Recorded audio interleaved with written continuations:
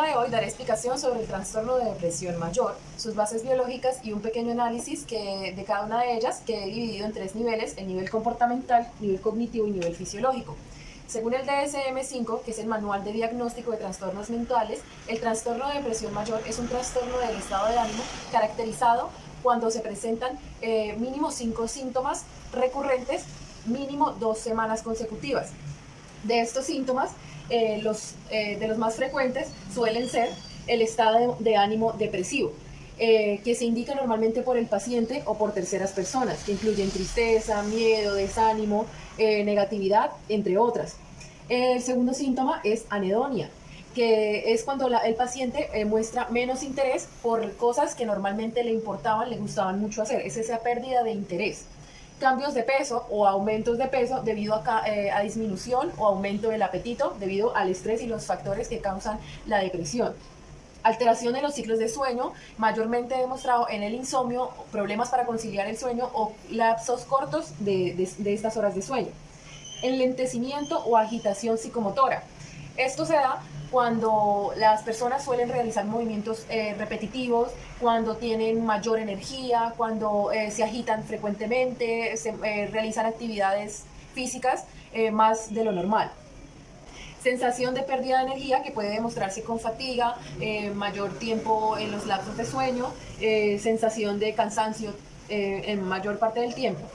Sentimientos de culpabilidad, es cuando el paciente tiende a culparse por todo lo que pasa, se vuelve más un aspecto negativo, ve las partes negativas en su diario vivir, en las cosas, en las situaciones que vive en su día a día. Falta de concentración. Debido al estrés y debido a todos los síntomas que sufre una persona cuando tiene depresión, empieza a tener problemas de falta de concentración, pérdida de memoria, se vuelven personas indecisas, nerviosas. Todo esto claramente afecta pues, el entorno laboral, académico, social, familiar. Y por último, las ideas suicidas. La contemplación de la idea de quitarse la vida, que normalmente son ideas recurrentes en personas con trastorno de depresión. En la parte del nivel cognitivo, encontramos que el psicoanalista Beck nos habla de que la repercusión de las emociones generan obviamente un gran impacto en estos trastornos, y él divide este subnivel cognitivo en 3 puntos, los cuales se llaman la tríada cognitiva, los esquemas emocionales y los errores cognitivos. La tríada cognitiva, como su nombre lo indica, son 3 ideas, 3 pensamientos que suelen ser negativos. Entonces, la tríada cognitiva habla mayormente sobre el tiempo. Es cuando la persona piensa de forma negativa sobre el pasado, de forma negativa sobre el presente y de forma negativa sobre su futuro. Es un constante pensamiento negativo en los diferentes tiempos, pasado, presente y futuro. Los esquemas emocionales. Los esquemas emocionales son esas alteraciones que las personas tienen de sus mismas emociones, que no les permiten darse cuenta de la realidad y del problema que están teniendo, ya que como tienen una afectación emocional, muchas veces ven los síntomas y la depresión como algo normal y no se dan cuenta de la realidad. Los errores cognitivos, que son bastante frecuentes y fáciles de analizar. Entre ellos escogí la abstracción selectiva. Es, por ejemplo, cuando una persona de las situaciones que vive diariamente siempre ve algo negativo, siempre encuentra en lo que vive, siempre para esa persona es más predominante una situación negativa por encima de cualquier situación positiva. Es esa selección de aspectos negativos.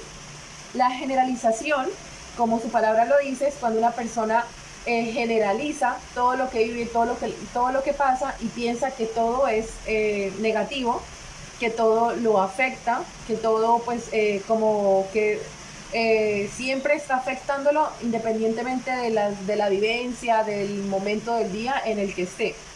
La maximización es cuando la persona exagera, cuando la persona tiende a engrandar un problema.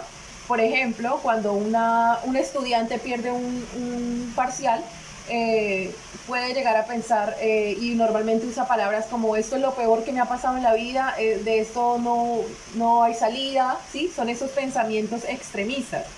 El absolutismo siempre es bueno o malo, están entre los dos polos, no hay un punto medio. Y la personalización es tomar todas las cosas personales. Todo lo que pasa siempre se debe a la persona, siempre se piensa que es el que está afectando a la persona. En cuanto al nivel fisiológico, este es un punto bastante importante porque nos explica cómo funciona el cerebro de una persona que tiene un trastorno de depresión. En este punto encontramos un punto bastante importante que es el eje neuroendocrino. Este eje se divide por el hipotálamo, la glándula pituitaria y las glándulas adrenales, sus siglas HPA. Este sistema recibe señales del entorno del cuerpo y responde a estímulos. Entonces, ¿cómo ocurre este proceso? Los estímulos de la corteza cerebral, que son los que se reciben del entorno, activan la amígdala, que es la que se encarga de los procesos emocionales, como el miedo, la ansiedad, la tristeza, la felicidad. Se activa en el hipotálamo, produciendo una hormona liberadora de corticotropina. Esta hormona activa la hipófisis, que sintetiza otra hormona que se llama la adrenocorticotropina. Esta hormona llega por el torrente sanguíneo a las glándulas suprarrenales y estas estimulan la síntesis del cortisol, que es la hormona del estrés, la hormona que se encarga de los procesos del estrés.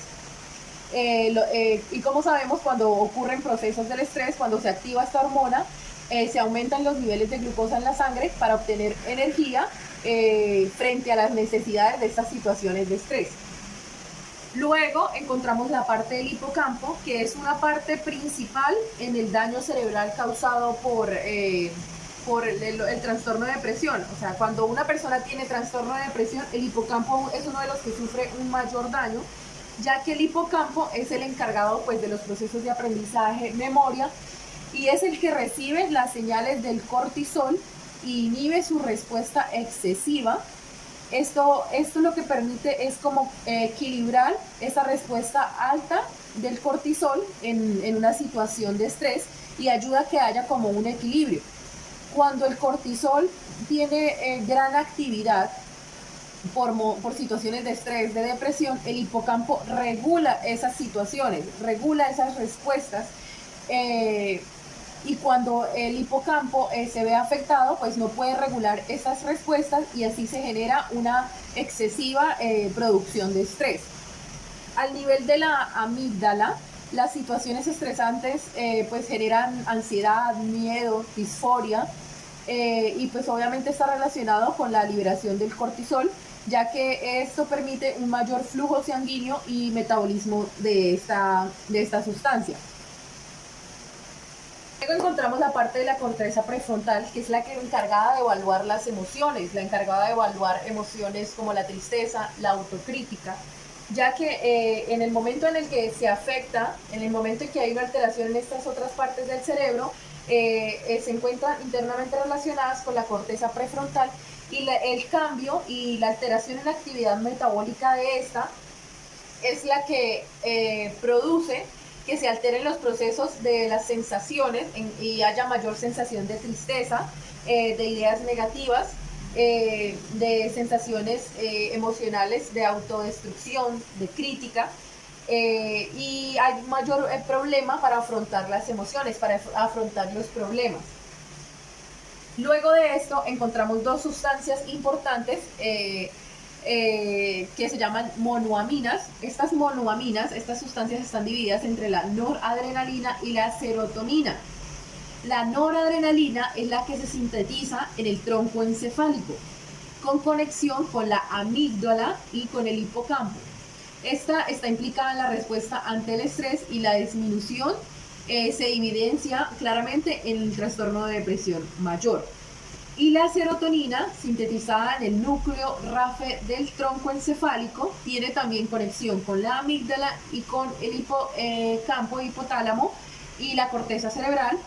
En dichas áreas, el estrés y el aumento del cortisol disminuyen los receptores del hipocampo. Y como lo dije anteriormente, en el momento en el que se disminuyen los receptores del hipocampo, hay un menor equilibrio en la producción de las hormonas que causan el estrés, y esto pues nos genera un descontrol emocional y el trastorno de depresión mayor al haber este desequilibrio en cuanto a la producción de sustancias y hormonas que generan las diferentes partes del cerebro.